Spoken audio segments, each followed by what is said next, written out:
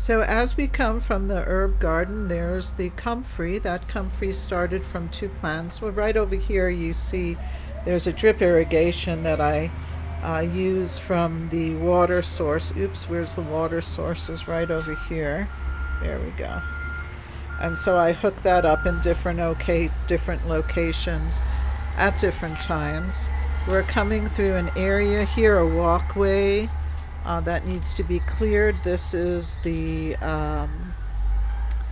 beautiful sage that is just starting to bloom. You can see the early blooms, and we still see some of the brush that hasn't been cut away yet. Again, we see some more right over here, some more mugwort, and a ton of coverage by the lamb's ears. You have a bunch of bamboo growing that needs to be cut back, and a wonderful pear tree that is starting to get its pips. The last video that we had was in bloom. Right next to the sage, we have some wonderful bee balm, lemon balm, and as you see, the brush has not been cut back yet. This helps the animals stay warm until the temperature gets better. We have a new hyssop growing from the old, as well as this area here has some verbena growing, has some beautiful verbena growing out of the brush. You see the verbena right here.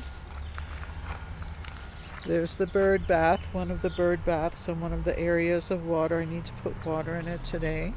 There's some more verbena. All of this brush will be taken off the first week of May.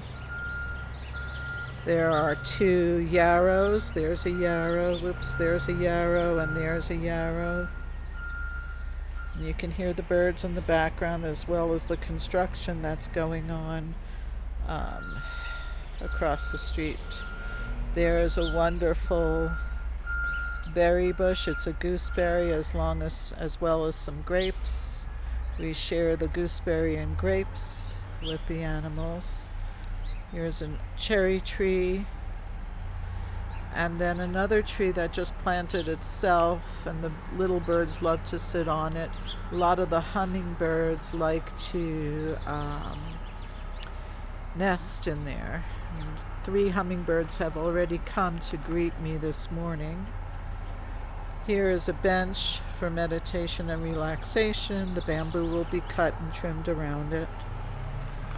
And here is the glorious goji berry bush. It started from one tiny little goji berry and has continued throughout the years. The birds love the goji berries, and so do I. Along the side here we have more verbena. We've got a few dandelions that grow. I just let them grow before they turn to seed. I use them, and so do the bees. There are some very small local bees flying around here. You may or may not be able to see them. Here's a wonderful calendula plant. Calendula usually comes out very early. And here is some hollyhocks coming out.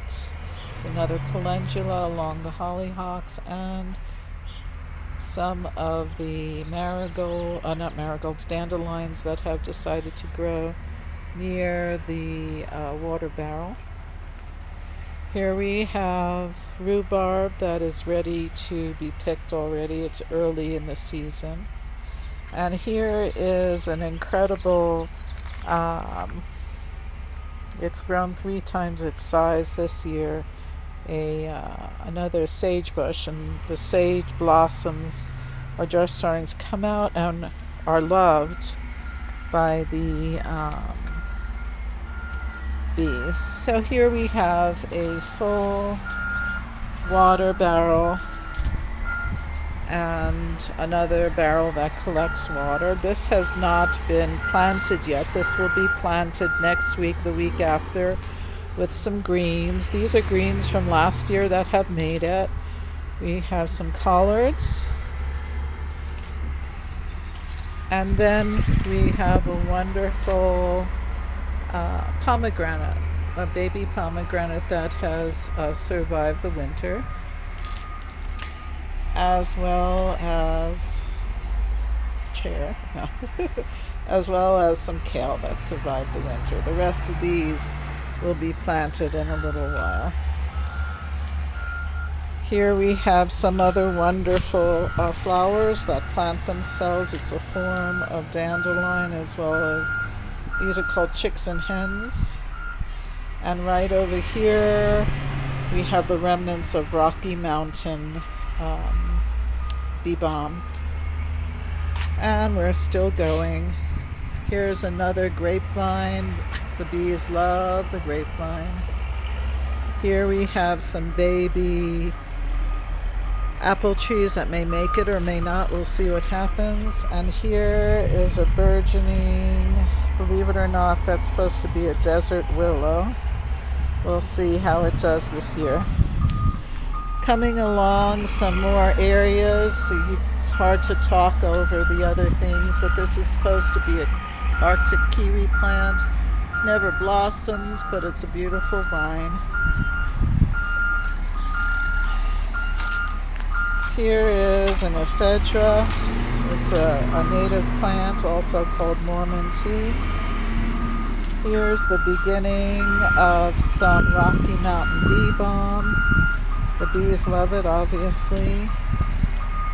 Here is a wonderful plum tree, baby plum tree. You can see the pips on it. It's going to have some nice plums. And here is a can't remember the name of this plant. Anyway, it flowers eventually, but the wind and cold kind of got it, so we'll see how it does this year. But in any event, all right. And in the corner here next to the house, there is another bee tree, another bee bush. That's a tiny one.